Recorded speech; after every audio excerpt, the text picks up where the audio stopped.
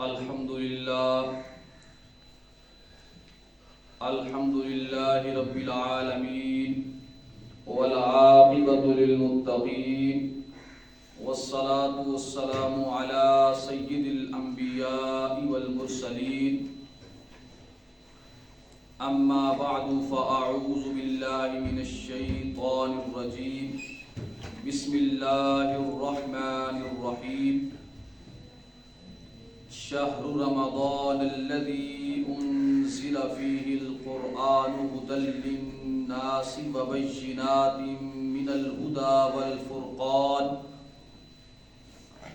فمن شهد منكم الشهر فليصم ومن كان مريضا أو على سفر فعدة من أيام أخر يريد الله بكم اليسر ولا يريد بكم العسر ولتكملوا العدة ولتكبروا الله على ما هداكم ولعلكم تشكرون وإذا سألك عبادي عني فإني قريب أجيب دعوة الداعي إذا دعان فليستجيبوا لي وليؤمنوا بي لعلهم يرشدون صدق اللہ مولانا العظیم۔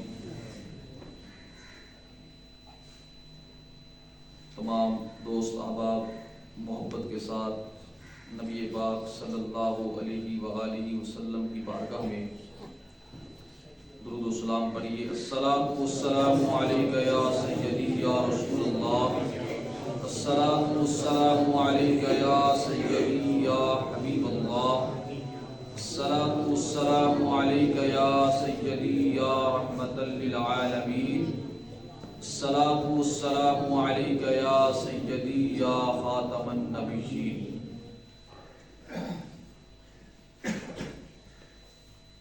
اللہ رب العزت کا بے حد شکر ہے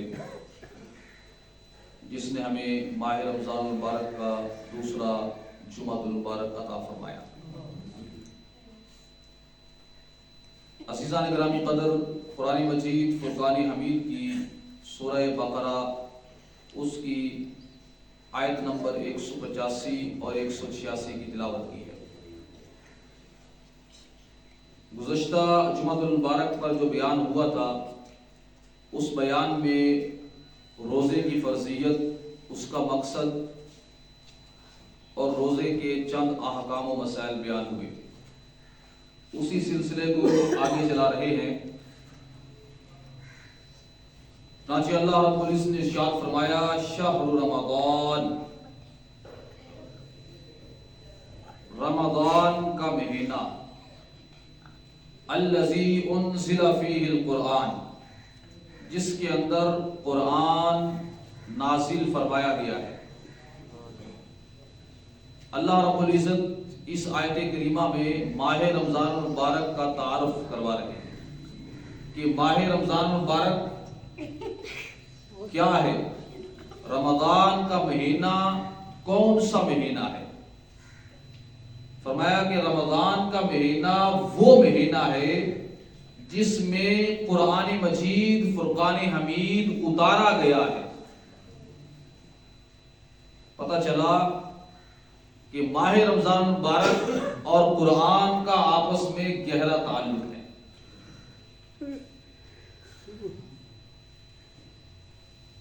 رمضان کا مہینہ، حدیث پاک میں ہے کہ یوں نہ کہو رمضان آ گیا ہے، رمضان چلا گیا ہے، بلکہ یوں کہو کہ رمضان کا مہینہ آ گیا ہے، رمضان کا مہینہ چلا گیا ہے۔ چونکہ رمضان اللہ کے ناموں میں سے ایک نام ہے، اور شہر رمضان کا معنی ہے کہ رمضان کا مہینہ، یعنی اللہ کا مہینہ۔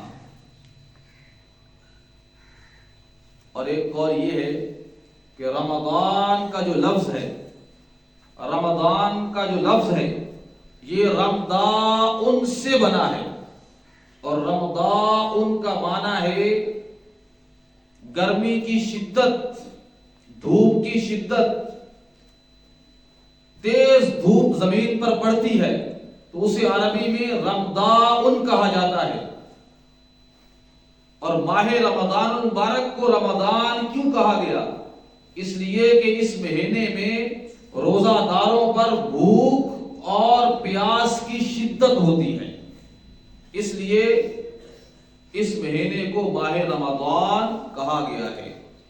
اور جس طرح تیز دھوپ کے ساتھ انسان کا بدن جل جاتا ہے، اسی طرح ماہ رمضان مبارک کی برکت سے انسان کے گناہ جل جاتے ہیں. اور ایک روایت میں ہے کہ رمضان مبارک بندوں کے گناہوں کو جلا دیتا ہے، بندوں کے گناہوں کو جلا دیتا ہے.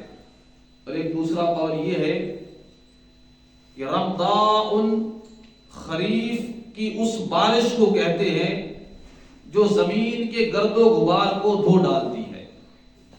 موسم خریف کے اندر جو بارش ہوتی ہے وہ سارے گرد و غبار کو دھو ڈالتی ہے. فصلوں کے اوپر، درختوں کے اوپر جتنا بھی گرد و غبار ہوتا ہے بارش اس کو دھو ڈالتی ہے. تو رمضان مبارک بھی انسان کے گناہوں کو دھو ڈالتا ہے اور دلوں کو دھو کر پاک کر دیتا ہے. تو فرمایا شہر رمضان، ماہ رمضان مبارک کا مہینہ. حدیث پاک میں ہے حضور نبی کریم رؤوف الرحیم صلی اللہ تعالی علیہ وسلم نے ماہ رمضان مبارک کی شان اور عظمت بیان کرتے ہوئے ارشاد فرمایا کہ جب ماہ رمضان مبارک کی پہلی رات آتی ہے تو جنتوں کے دروازے کھول دیے جاتے ہیں اور پھر پورا مہینہ ان دروازوں کو بند نہیں کیا جاتا اور دوزخ کے دروازے بند کر دیے جاتے ہیں اور پورا مہینہ ان دروازوں کو نہیں کھولا جاتا اور سرکش جنوں کے گلوں میں توق ڈال دیا جاتا ہے، شیاطین کو جکڑ دیا جاتا ہے اور ہر رات صبح تک ایک ندا کرنے والا، آواز دینے والا یہ آواز دیتا رہتا ہے، ایک پکارنے والا یہ پکارتا رہتا ہے، اے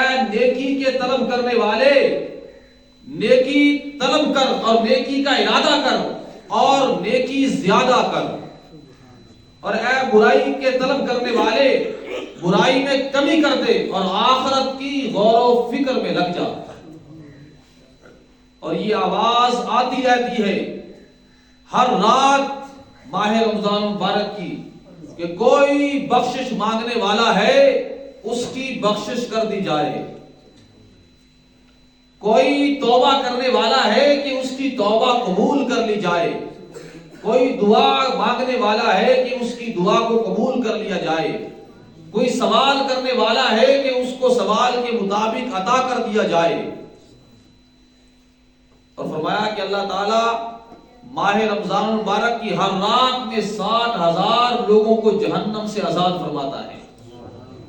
اور اسی طرح ماہ رمضان مبارک کی آخر رات جتنے لوگ پورے مہینے میں جہنم سے آزاد ہوئے ہوتے ہیں انہیں جہنم سے آزاد فرماتا ہے. اور یہ حدیث پاک امام بایہقی نے اپنی سنن بایہقی میں روایت کی ہے اور یہ حدیث پاک حسن درجے کی ہے. حضرت عبد الرحمن بن عوف رضی اللہ عنہ بیان کرتے ہیں کہ آقا علیہ السلام نے فرمایا کہ جس شخص نے ماہ رمضان مبارک کے اندر ایمان کی حالت میں ثواب کی نیت کے ساتھ روزے رکھے اور جس شخص نے ماہ رمضان مبارک کے اندر ایمان کی حالت میں ثواب کی نیت کے ساتھ رات کو نماز تراویح پڑھی یعنی رات کو قیام کیا تو اللہ تعالیٰ اس کے تمام گناہوں کو معاف فرما دیتا ہے. وہ اس طرح ہو جاتا ہے جیسے آج ہی اپنی ماں کے بطن سے پیدا ہوا ہے. اس حدیث کو امام نسائی نے روایت کیا ہے. اسی طرح ایک حدیث پاک میں ہے کہ ایک شخص نبی پاک صلی اللہ علیہ وآلہ وسلم کی بارگاہ اقدس میں آیا اور اس نے عرض کی یا رسول اللہ صلی اللہ علیہ وآلہ وسلم اگر میں اللہ کے وحدہ لا شریک ہونے کی گواہی دے دوں اور آپ کے اللہ کے رسول ہونے کی گواہی دے دوں اور میں 5 نمازیں پڑھوں اور زکوٰۃ ادا کروں اور ماہ رمضان المبارک کے روزے رکھوں اور رات کو قیام کروں تو میرا شمار کن لوگوں میں ہوگا؟ میرا شمار کن لوگوں میں کیا جائے گا؟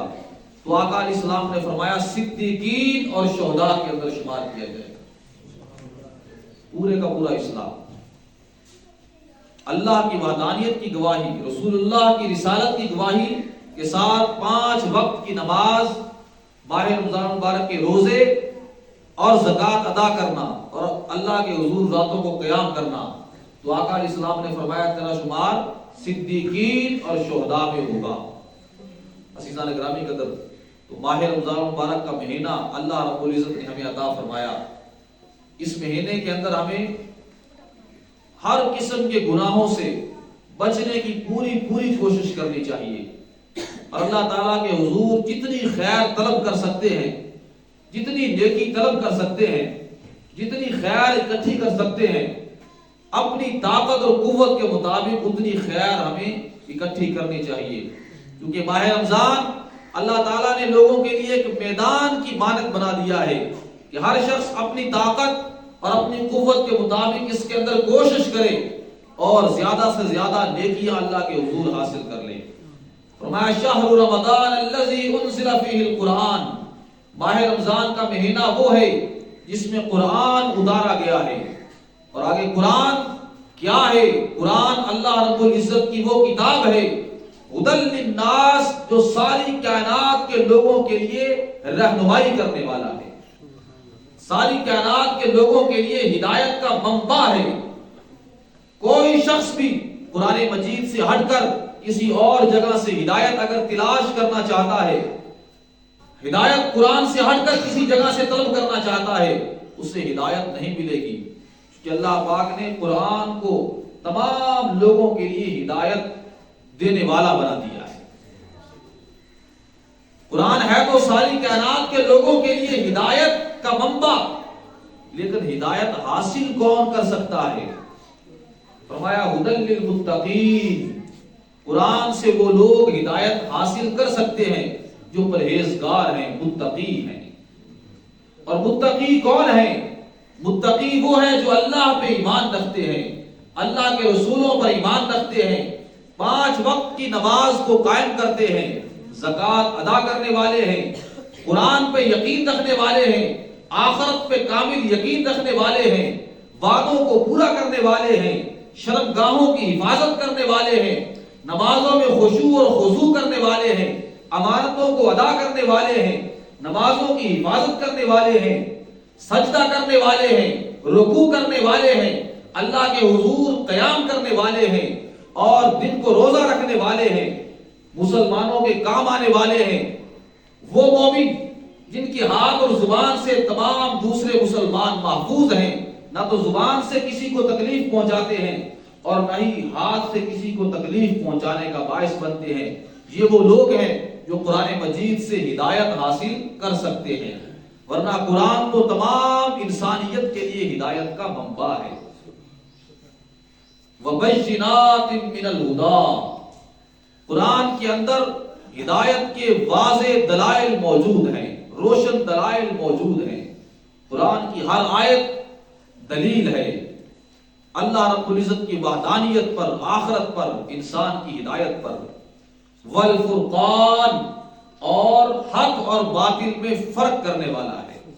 قرآن ہمیں یہ بتاتا ہے کہ حق کیا ہے، قرآن ہمیں یہ بتاتا ہے کہ جھوٹ کیا ہے، قرآن ہمیں بتاتا ہے کہ جائز کیا ہے، قرآن ہمیں بتاتا ہے کہ ناجائز کیا ہے، قرآن ہمیں بتاتا ہے کہ ہم نے کیا کرنا ہے، قرآن ہمیں بتاتا ہے کہ ہم نے کیا نہیں کرنا ہے۔ عزیزان گرامی قدر، میرے اور آپ کے آقا تاجدار کائنات صلی اللہ علیہ وآلہ وسلم نے فرمایا، جو شخص قرآن مجید کی تلاوت کرتا ہے تو اسے اللہ رب العزت ہر حرف کے بدلے 10 نیکیاں عطا فرماتا ہے۔ اور فرمایا کہ میں نہیں کہتا کہ الف لام میم ایک حرف ہے، الف ایک حرف ہے، لام ایک حرف ہے اور میم ایک حرف ہے، تو گویا یہ 3 حرف ہیں، ان کے بدلے اسے 30 نیکیاں عطا کی جاتی ہیں۔ اور جب قرآن مجید کی تلاوت کوئی شخص کرتا ہے تو اس کے اوپر اللہ کی رحمتوں کا نزول ہوتا ہے. وَنُنَزِّلُ مِنَ الْقُرْآنِ مَا هُوَ شِفَاءٌ وَرَحْمَةٌ لِّلْمُؤْمِنِينَ.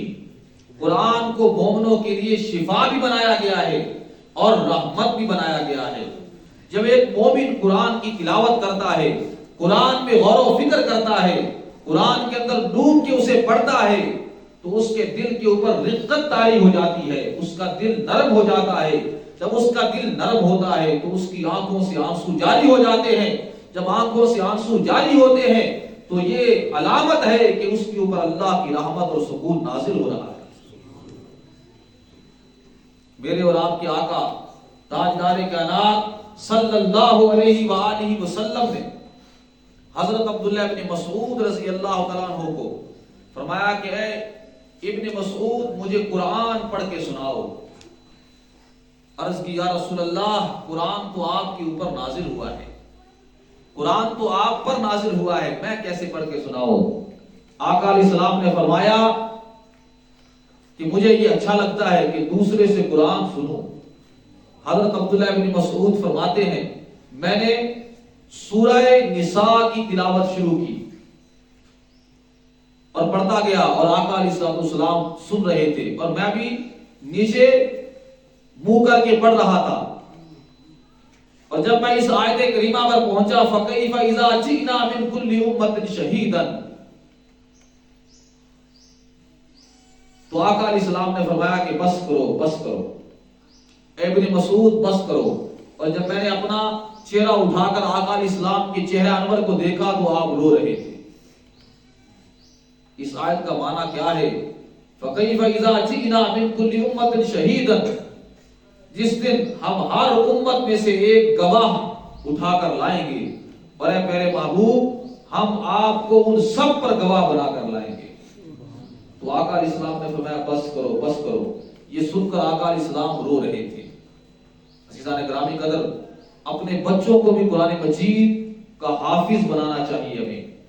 آقا علیہ السلام نے فرمایا قرآن مجید کا جو حافظ ہوگا اسے قیامت کے دن اللہ رب العزت تاج عطا فرمائے گا اور اس کے والدین کو بھی تاج عطا فرمائے گا نور کا. اور وہ ایسا تاج ہوگا کہ دوسرے لوگ دیکھ کر اس کے اوپر رشک کر رہے ہوں. عزیزان گرامی قدر حدیث پاک میں ہے آقا علیہ السلام نے فرمایا ایک حافظ قرآن کو جو بعمل حافظ قرآن ہوگا اسے کہا جائے گا اقرا، قرآن کو پڑھتا جا اور جنت میں اوپر کے درجات کی طرف چڑھتا جا. اور جس طرح دنیا میں آہستہ آہستہ قرآن کی تلاوت غور و فکر کے ساتھ کیا کرتا تھا اسی طرح پڑھتا جا اور تیز تیز چلتا جا. جہاں تیرے قرآن کا آخری حرف ہوگا وہ تیرا مقام ہوگا جنت کے اندر. آقا علیہ السلام نے فرمایا جس شخص نے قرآن مجید کو یاد کیا پھر اسے زبانی حفظ کر لیا، قرآن پڑھا اور پھر اسے یاد کر لیا، تو آقا علیہ السلام نے فرمایا اس شخص نے قرآن کے حلال کردہ کو حلال سمجھا، وحرم حرامہ، اور قرآن نے جن چیزوں کو حرام کہا ہے اسے حرام سمجھا، یعنی حلال پہ عمل کیا اور حرام سے بچا، تو ادخلہ اللہ الجنہ، اللہ رب العزت اس شخص کو جنت میں داخل فرما دے گا. صرف اس کو ہی نہیں، پھر فرمایا وَشَفَّعَهُ، اور اس کی سفارش بھی قبول کرے گا. کن لوگوں کے بارے میں؟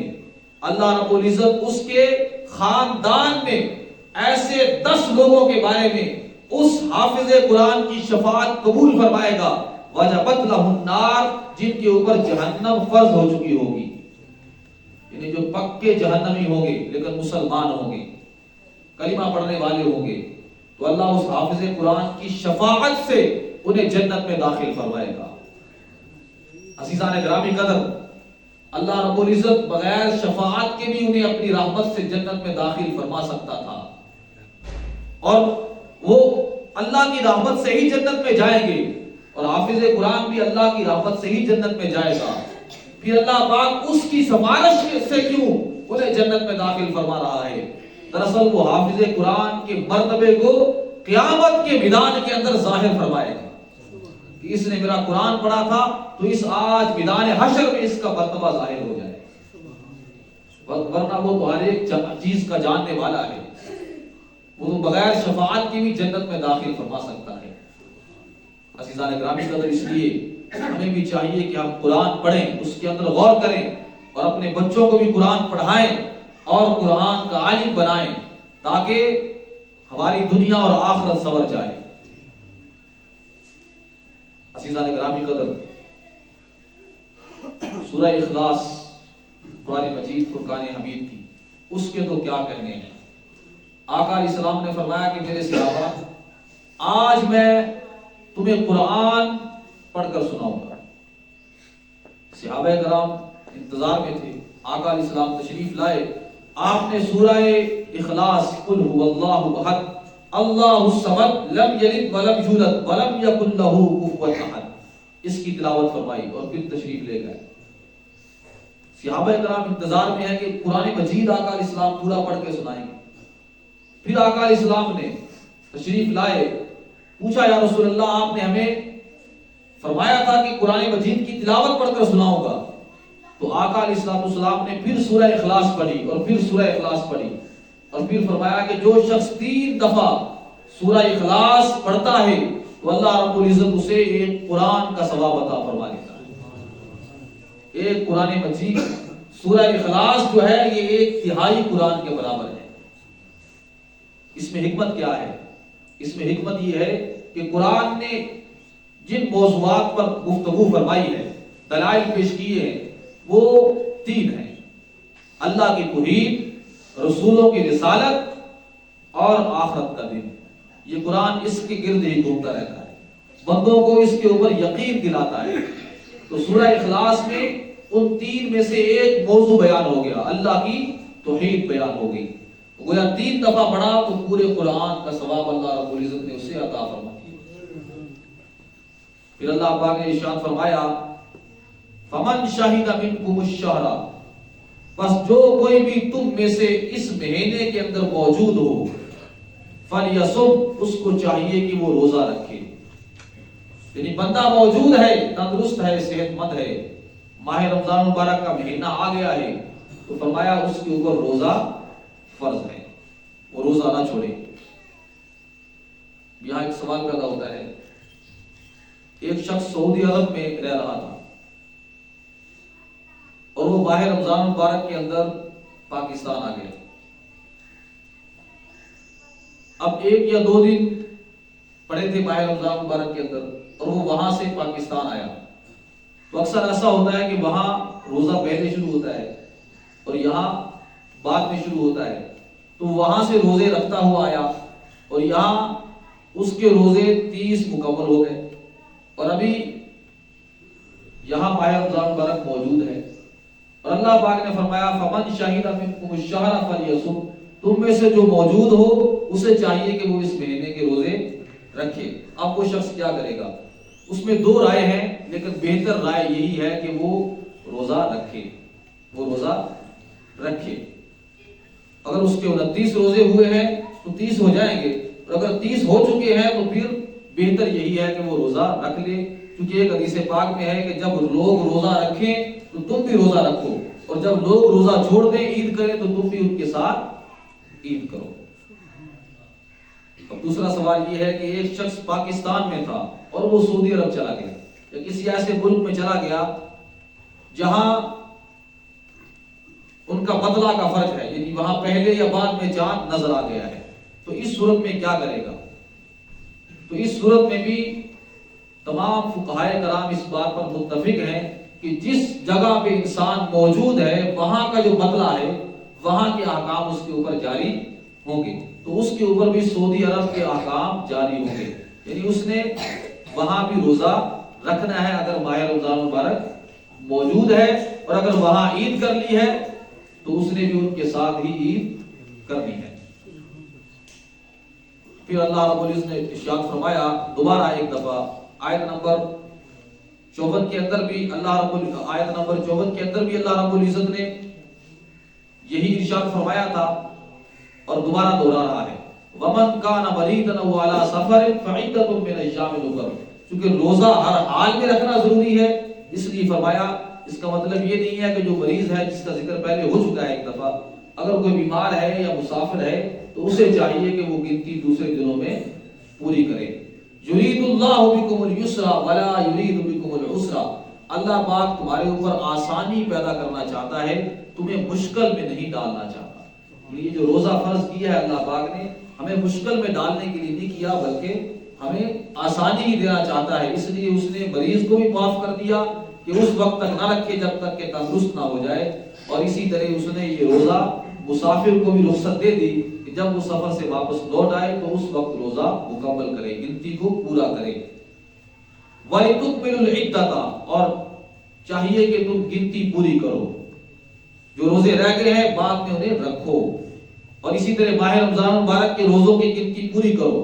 وَلِتُكَبِّرُوا اللَّهَ، اور اللہ کی بڑائی بیان کرو۔ جب روزے مکمل ہو جائیں، عید کا چاند نظر آ جائے تو اللہ اکبر لا الہ الا اللہ اللہ اکبر وللہ الحمد کہتے ہوئے عید گاہوں کی طرف جاؤ اور وہاں نماز عید ادا کرو، اللہ کی بڑائی بیان کرو۔ کیوں؟ اس لیے کہ علی ما ہداکم، اس نے تمہیں ہدایت عطا فرمائی ہے، وَلَعَلَّكُمْ تَشْكُرُونَ، تاکہ تم اللہ تعالیٰ کے شکر گزار بندے بن جاؤ۔ اللہ کی بڑائی بیان کر کے، اللہ کی عبادت اور بندگی کر کے انسان اللہ کا شکر گزار بندہ بن سکتا ہے۔ وَإِذَا سَأَلَكَ عِبَادِي عَنِّي فَإِنِّي قَرِيبٌ، اے میرے محبوب صلی اللہ علیہ وسلم، میرے بندے آپ کی بارگاہ میں آپ سے میرے بارے میں پوچھ رہے ہیں کہ ہمارا رب کہاں ہے، ہمارا رب کہاں ہے، تو فَإِنِّي قَرِيبٌ، انہیں بتائیے کہ میں بالکل قریب ہوں۔ کتنا قریب ہوں؟ نحن اقرب الیہ من حبل الورید، میں ان کی رگے جان سے بھی زیادہ قریب ہوں۔ جب وہ اتنا قریب ہے تو اجیب دعوت الداعی اذا دعان، میں پکارنے والے کی پکار کا جواب بھی دیتا ہوں جب بھی وہ مجھے پکارتا ہے، جہاں بھی پکارتا ہے میں اس کی پکار کا جواب دیتا ہوں۔ فَلْيَسْتَجِيبُوا لِي، پس اسے چاہیے کہ میرا حکم مانے، وَلْيُؤْمِنُوا بِي، اور مجھ پہ ایمان لائے، لَعَلَّهُمْ يَرْشُدُونَ، تاکہ ہدایت یافتہ ہو جائے۔ عزیزان گرامی قدر، اس آیت کریمہ سے پتہ چلا کہ انسان کو مصیبت کے اندر، پریشانی کے اندر صرف اور صرف اللہ کی بارگاہ میں دست دراز کرنا چاہیے، اللہ کے علاوہ کسی اور کے سامنے اسے دعا نہیں مانگنی چاہیے۔ دعا کا حقدار صرف اور صرف اللہ رب العزت ہے۔ ایاک نعبد و ایاک نستعین کے اندر بھی بندہ یہ اعتراف کرتا ہے نماز کے اندر کہ ہم صرف تیری ہی عبادت کرتے ہیں، اور پریشانیوں میں، مصیبتوں میں دعا کے لیے تیری ہی بارگاہ میں ہاتھ اٹھاتے ہیں۔ لیکن ہم نے دیکھا ہے اپنے زمانے میں جاہلوں کو کہ وہ ہمارے اس علاقے کے اندر تو ایسوں کو بھی دیکھا ہے، ایک بیری ہے، ایک درخت ہے، اس کے اوپر چند کپڑے رکھے ہوئے ہیں اور وہاں جا کر منتیں اتار رہے ہیں، نہ وہاں کسی کی قبر ہے، نہ کوئی اللہ کا ولی وہاں موجود ہے، ایسے ایک درخت ہے۔ ہاں یہ درست ہے، کسی بھی اللہ کے نیک بندے اللہ کے ولی کے پاس جائیں اور جا کر وہاں ہدایت حاصل کریں اور اسے کہیں کہ وہ آپ کے لیے اللہ کی بارگاہ میں دعا کرے، ہو سکتا ہے کہ اس کی دعا سے ہمارا بیڑا پار ہو جائے۔ لیکن یہ نہیں ہے کہ آپ ایک درخت کو پکڑ لیں اور وہاں جا کر آپ اپنی حاجتیں پوری کریں اور منتیں اتاریں۔ یاد رکھیں، نظر جسے ہم منت کہتے ہیں اپنی زبان کے اندر، یہ صرف اور صرف اللہ کے لیے ہے، اللہ کے علاوہ کسی کی نہیں مانی جا سکتی۔ دعا صرف اور صرف اللہ کی بارگاہ میں مانگی جاتی ہے، اللہ کے علاوہ کسی سے نہیں مانگی جا سکتی۔ قرآن کہتا ہے یوفون بالنذر ویخافون یوما کان شرہ مستطیرا، جو اللہ کے نیک بندے ہیں وہ اللہ کے لیے نذروں کو پورا کرتے ہیں۔ نظر مانگنا یہ اللہ کی عبادت ہے، دعا مانگنا عبادت ہے، اور عبادت صرف اور صرف اللہ کی ہے۔ میرے اور آپ کے آقا تاجدار کائنات صلی اللہ علیہ وسلم نے فرمایا الدعاء عبادت، دعا عبادت ہے، الدعاء مخ العبادت، دعا نہ صرف عبادت ہے بلکہ عبادت کا بھی مغز ہے، عبادت کا بھی مغز ہے۔ اور عزیزان گرامی قدر، دنیا میں ہم جب کسی سے مانگیں گے وہ تو خود اللہ کا محتاج ہے. اللہ پاک فرماتا ہے یا ایھا الناس انتم الفقراء، اے لوگوں تم سب کے سب محتاج ہو اور اللہ غنی ہے. یہ اللہ کی بارگاہ میں سب کے سب محتاج ہو اور اللہ کیا ہے؟ سب سے بڑا غنی ہے. اس لیے اللہ کی بارگاہ میں آؤ اور اس سے مانگو. وقال ربکم ادعونی استجب لکم، اے میرے محبوب تیرا رب، وقال ربکم ادعونی، تیرا رب یہ کہتا ہے مجھ سے مانگو، استجب لکم، میں قبول کروں گا. ان الذین یستکبرون عن عبادتی سیدخلون جہنم داخرین، بے شک جو لوگ مجھ سے مانگنے سے تکبر کرتے ہیں، میری عبادت سے تکبر کرتے ہیں، یعنی مجھ سے مانگنے سے تکبر کرتے ہیں، ان قریب جہنم میں ذلیل کر کے داخل کر دوں گا میں انہیں. وہ ایسا غنی ہے کہ اس کی بارگاہ میں منگتا کروڑ دفعہ ارب دفعہ بھی آئے گا تو وہ خوش ہی ہوگا، کبھی بھی ناراض نہیں ہوگا. وہ خوش ہی ہوگا. وہ اس وقت ناراض ہوتا ہے جب اس کی بارگاہ میں مانگا نہیں جاتا. وہ مانگنے پہ راضی ہوتا ہے اور وہ کہتا ہے کہ مجھ سے مانگو میں عطا کرنے والا ہوں.